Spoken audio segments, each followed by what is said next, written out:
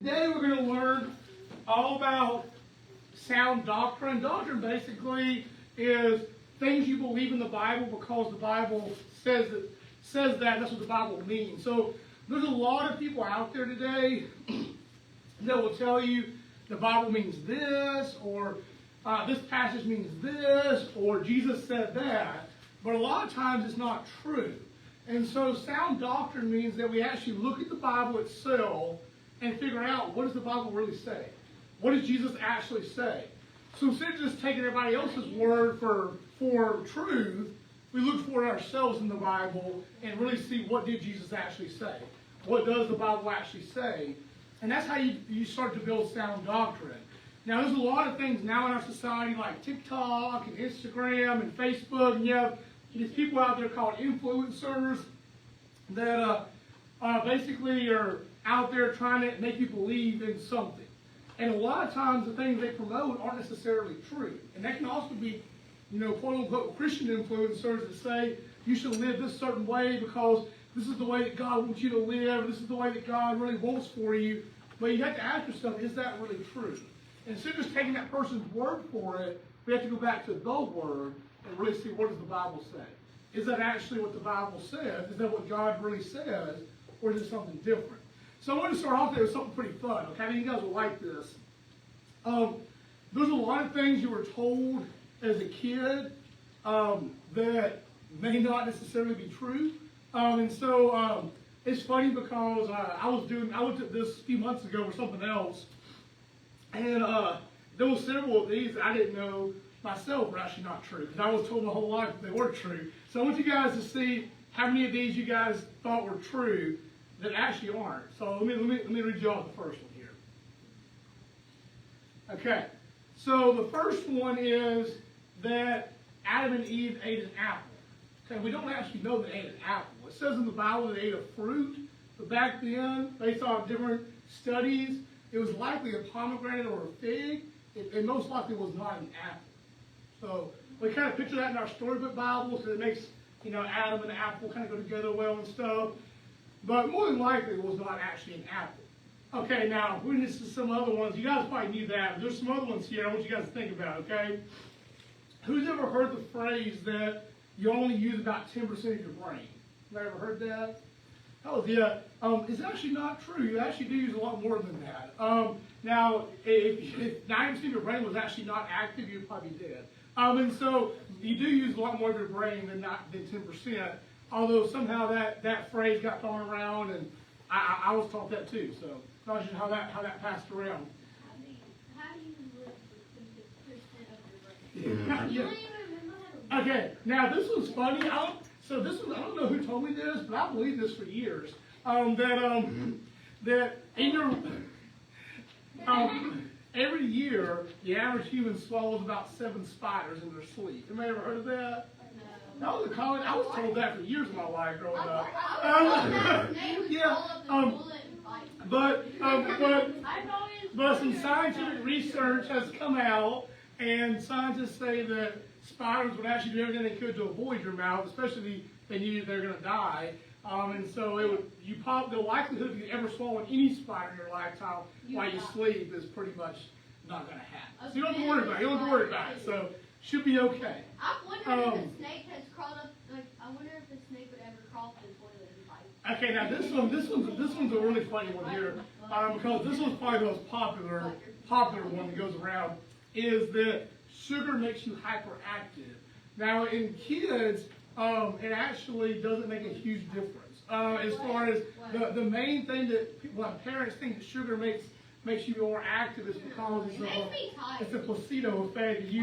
You view your kids' actions a little differently. Sugar makes me tired. Yeah, it does actually sometimes. Now, I drink a Dr. Pepper. So did you know that, Gracie? And it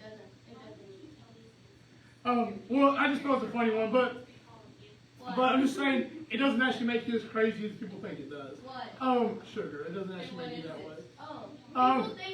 They said scientists believe that a lot of it is when in your mind you believe, it changes your actions, so you start seeing people's actions, and like if they make one little thing, if they go a little more hyper, apparently like you do that is called sugar. I bet these scientists don't have kids. Yeah.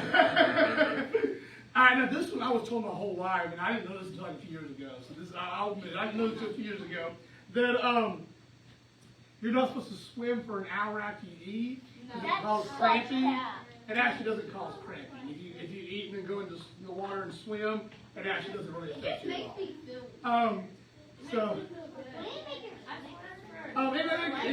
Now if you have an upset stomach or something, it may make you feel sick in your stomach if your food's not settled, but it doesn't cause cramping and it certainly doesn't cause drowning. That's different. You have to put sunscreen on the stomach. All right, so last one.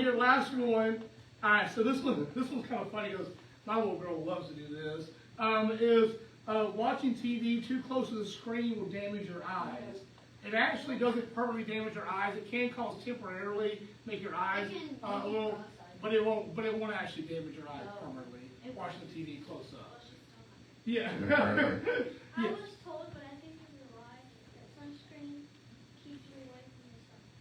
Keeps you away from the sun? Yeah, from getting burned. Well, sunscreen can't help you. That actually is true.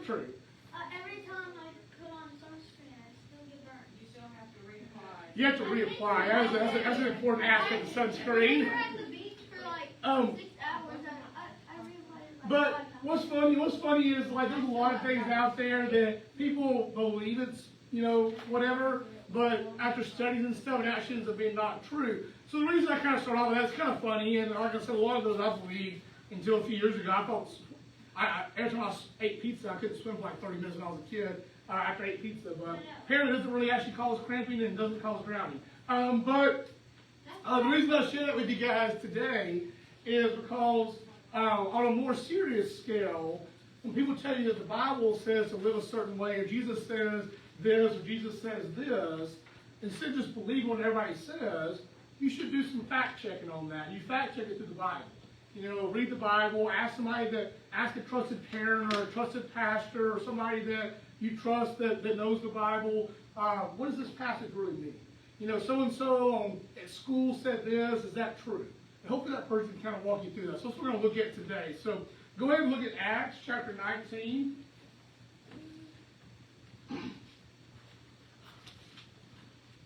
All right. I'm sorry. I said chapter 11, verse 19. I'm sorry, I said the wrong one. Chapter 11, verse 19. Say it backwards. All right, here we go. Now to those who were scattered, because of the persecution that arose over Stephen traveled as far as Phoenicia and Cyprus and Antioch, speaking the word to no one except Jews. But there were some of them, men of Cyprus. Mine said he was cute. What? Mine said that broke out when Stephen was killed. Oh, cute. I thought you said he was cute. Oh, I was like, mine did not say that. Oh, okay. Hold on a second. Let me go back and look at that. You see? It's very well put because it's talking about how Stephen was persecuted. Yeah, that's very likely the case. Yeah, it's actually, is yours a study Bible? It probably is, honestly. Yeah, it probably is. Okay, yeah, it probably is. That's good. It's a good note there. Backtrack, restart, and it's Phoenicia. Shows me like maps of where they were. Okay, hold on. We're going to start in verse 21 here, okay? It says, and the hand of the Lord was with them, and a great number who believed turned to the Lord. The report of this came to the ears of the church in Jerusalem, and they sent Barnabas to Antioch. When he came and saw the grace of God, he was glad, and he exhorted them all to remain faithful to the Lord with steadfast purpose. For he was a good man, full of the Holy Spirit and of faith. And a great many people were added to the Lord. So Barnabas went to Tarsus to look for Saul. And when he had found him, he brought him to Antioch. For a whole year they met with the church and taught a great many people. And in Antioch the disciples were first called Christians. So this passage here was the first mention of what? The C word. Christians. Yeah. So obviously when Jesus was around on earth, they weren't called Christians because they were just following Jesus. And they were just called followers of Jesus. Basically, they were disciples. Disciples was a common word they used back then. But many years after Jesus had died and ascended back and rose from the grave and ascended back into heaven, people started calling them Christians because they're basically little Christ. So basically, Christians were supposed to be like Jesus the best they could. So they were like little Jesuses, little Christ, and so they called them Christians. Okay? The reason this is important, though, here, more so than just that, is this church in Antioch, Barnabas was sent there to teach the church for how long? You may catch how long he was there teaching them? It said in verse 23, it says, when he came and saw the grace of God, he was glad, and he exhorted them all to remain faithful to the Lord with steadfast purpose. For he was a good man. And now when you go to verse 25, it says, so Barnabas went to Tarsus to look for Saul, and when he had found him, he brought him to Antioch. Now catch this, for a whole year. Yeah, for a whole year, they met with the church and taught a great many people. Yeah, good job. That's awesome. Yeah, I'm glad you guys have that Bible. It's really good because it shows you some more in-depth pictures and stuff. And so the reason we're going to go over this today is because it wasn't just like they went to this church and said, hey guys, believe in Jesus, do good, and we'll see you guys later, and peace out. They were with them for a whole year. They spent a lot of time with this church. And the reason they spent so much time with this church is because they wanted them to have an accurate understanding of what it meant to really follow Jesus. Again, they were the first Christians, called Christians in the Bible. And so these people were trying to follow Jesus the best they could and try to really understand the life of Jesus, what he called them to live by, and how they were to honor him in the ways that they lived. And so they spent an entire year with them, teaching them regularly. So what you guys think about in your life today? When you became a Christian, did you know the whole Bible?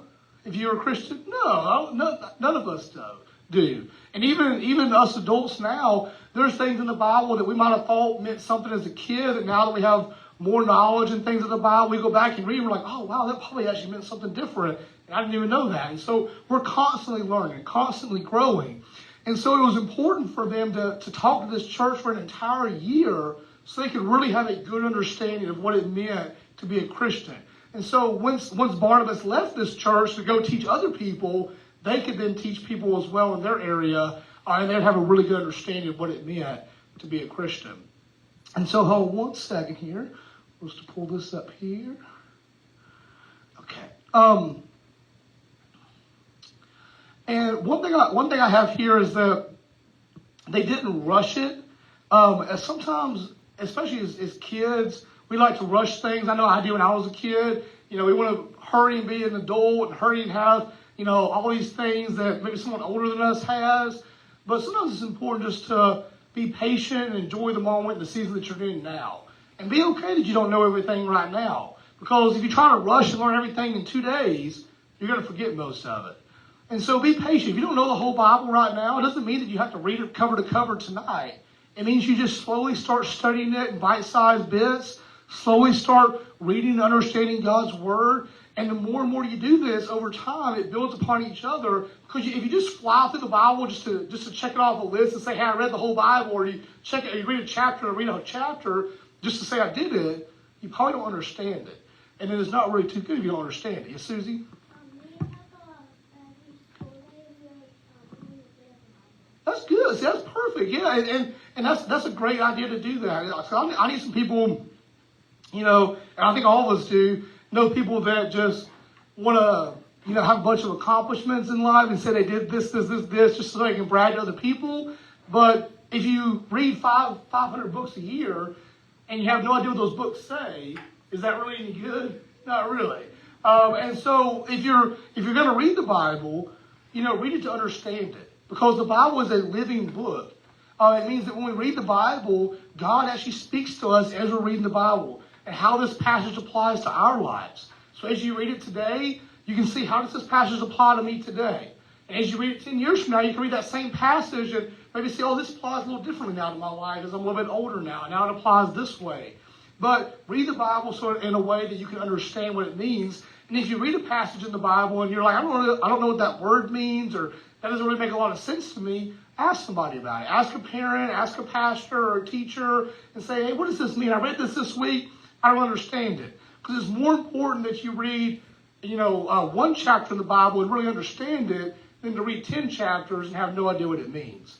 And that's, again, kind of why Barnabas spent a whole year with this church, is because he didn't want them to just read the Bible and say, okay, we're good. He wanted them to really understand what God's word meant. And back then they didn't even have the whole Bible, but talking about what Jesus said and the life that he lived, he wanted them to really understand what that meant and how to apply it.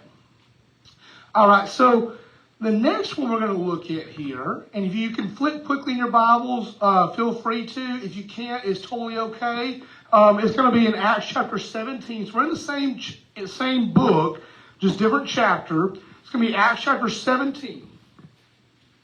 And it's going to start in verse 10. And I'll read it off. Like I said, if you can't flip through that, that's okay. I know some of you guys can, though. They're a little bit older. So if you guys can, go ahead and flip there. Acts chapter 17, verse 10. And this is the church in Berea. Okay, it's a different church. Church in Berea. It says, I'll give you guys in a second here. It's Acts 17, verse 10. If you have this Bible here, I believe it's page 1135. 1135. Yours probably a little different, yeah.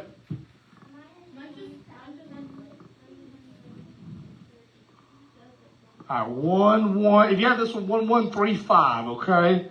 All right, here it's toward the bottom here. Verse 10 says, the brothers, so this is Paul and Silas, okay? Paul and Silas they did a lot of missionary work back then. This is Paul and Silas. It says, the brothers immediately sent Paul and Silas away by night to Berea. And when they arrived, they went into the Jewish synagogue. Now these Jews were more noble than those in Thessalonica.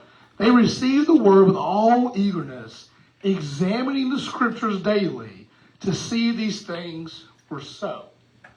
So what did they do each day? They did what to the scriptures? You might catch it. The church in Berea did what to the scriptures?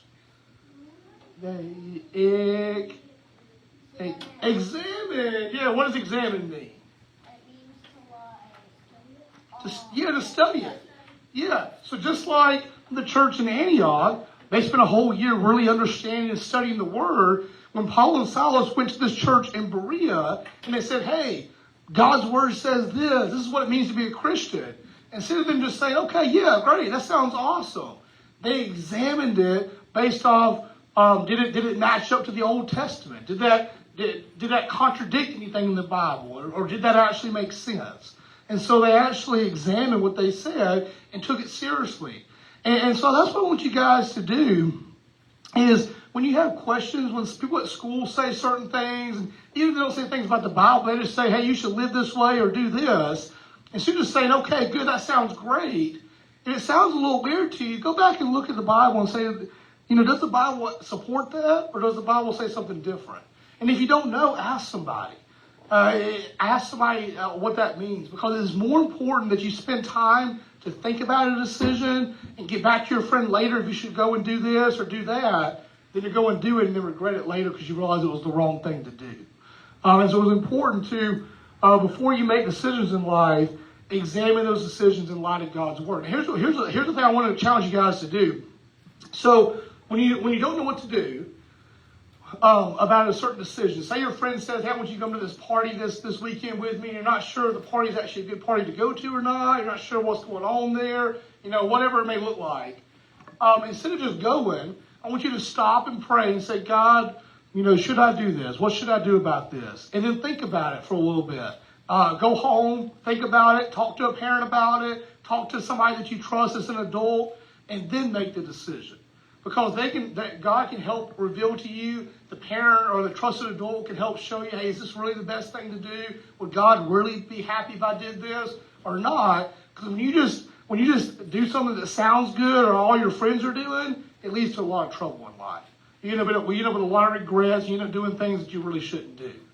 Does anybody have an example they want to share in their life where maybe their friends were all doing something. They thought, oh, it'd be a good idea, and they did it without thinking, and it ended up being bad. And Nathan? So this was like way, way back. I was only in kindergarten.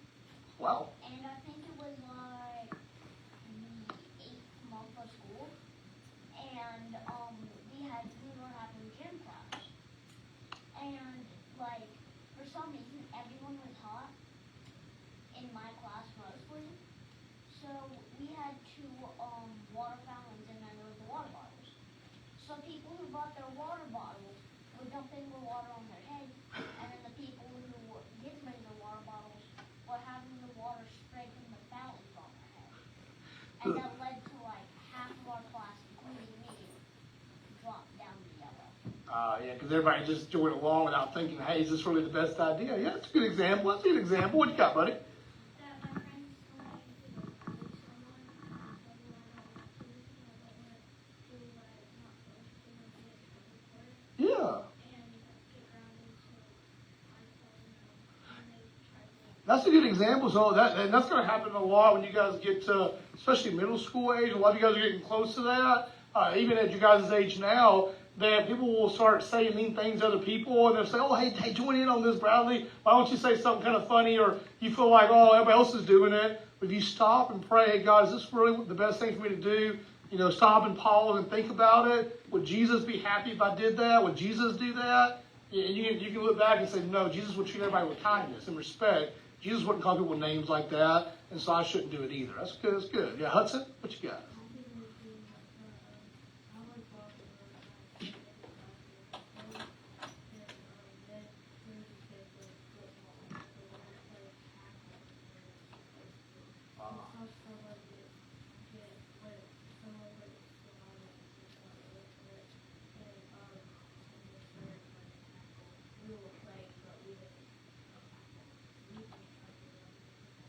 Nice. Well, that's good. Yeah, that's a good example. A good example. Yeah.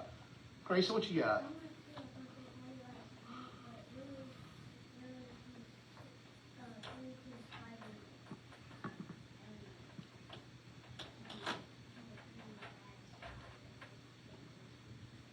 And so you kind of recognize that, like, hey, this is not a good thing to join in on. Yeah.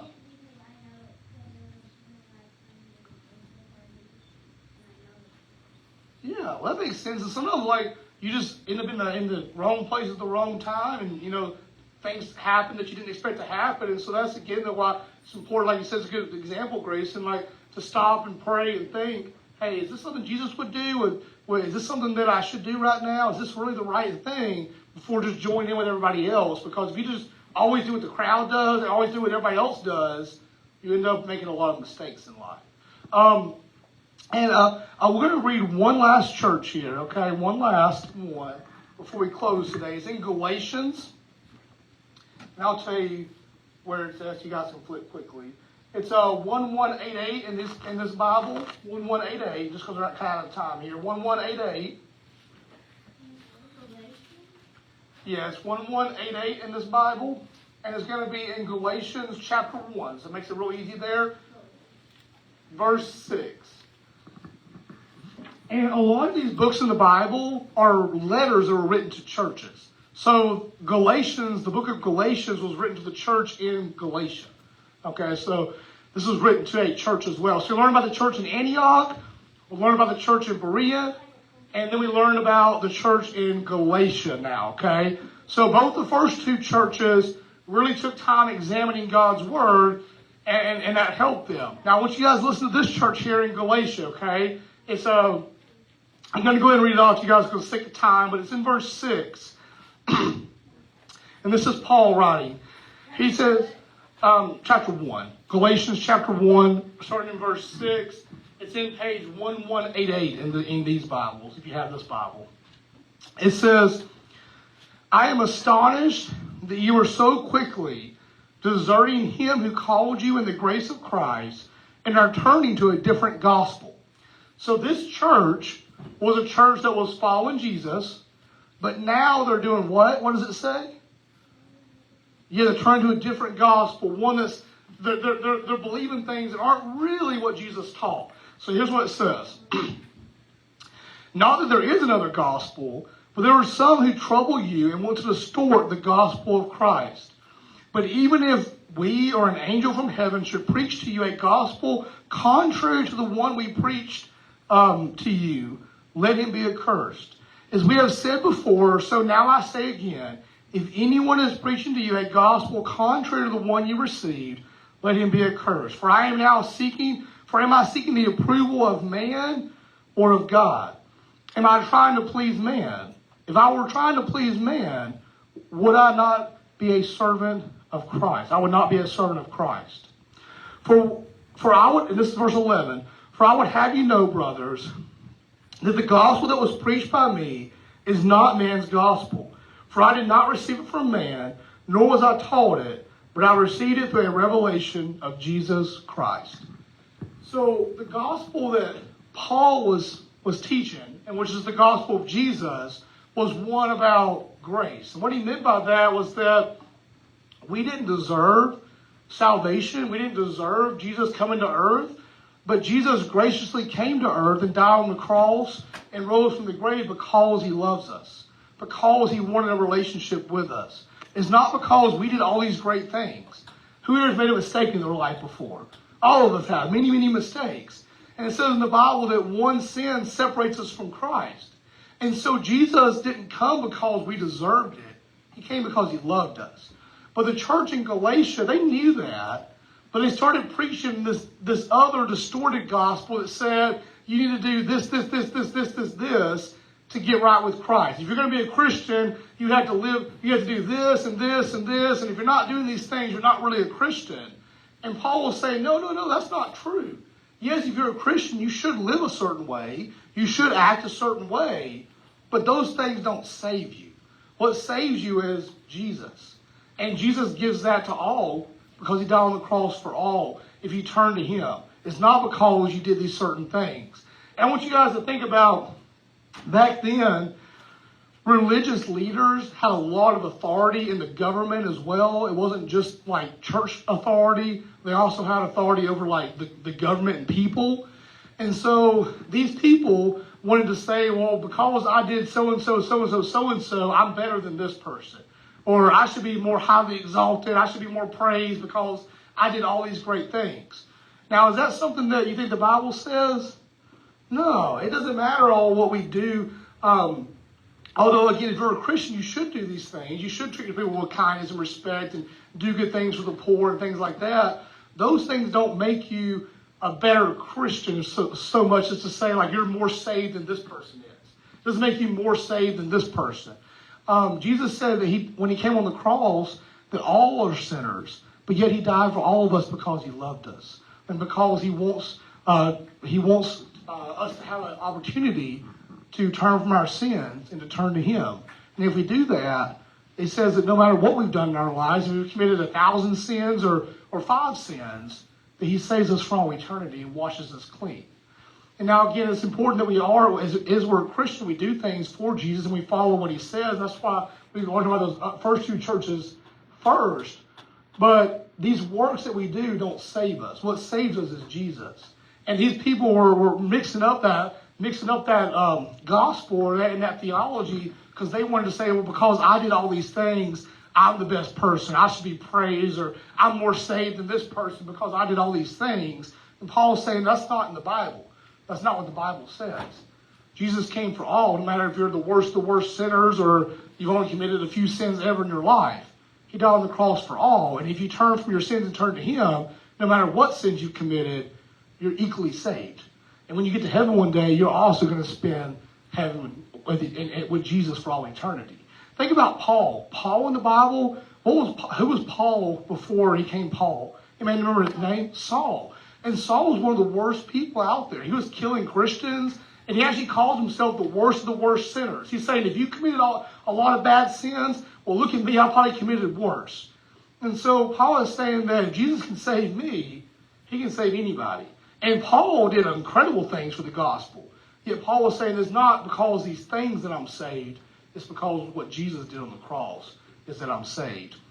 And so as we kind of conclude here today, I just want you guys to think about that. If people are saying certain things to you and you hear things that you're like, I'm not sure if that's what's in the Bible or not, before just believing it, really look at the Bible, pray about it, stop and think, and ask an adult, a trusted adult, is that really what the Bible says? And if it's not, then you always want to trust God's word over what man's word is. Let's pray here today. Lord, thank you so much just for showing us, God, that it's important that we don't just trust whatever people say to us, but we trust what your word says. And if what people say to us is not what's in your word, that we don't believe in that, that we believe in your word, we trust your word. Even if we're one of the only people that believe us that way, that we still trust and follow your way, knowing that your way is the only way, Lord. And many people will follow ways that aren't your way. We know that that way leads to destruction. That way leads to a lot of regrets and a lot of mistakes. Your way leads to life, and your way leads to ultimate joy. And may we pray. Amen. All right, guys, go ahead and get your booklets here. I think a lot of you guys already have them. Go ahead and write down your prayer requests, your questions, or responses. Give you guys about 5 minutes, okay? Yeah. Let me pause real quick. Oh, yeah. So I want to keep recording. Yeah.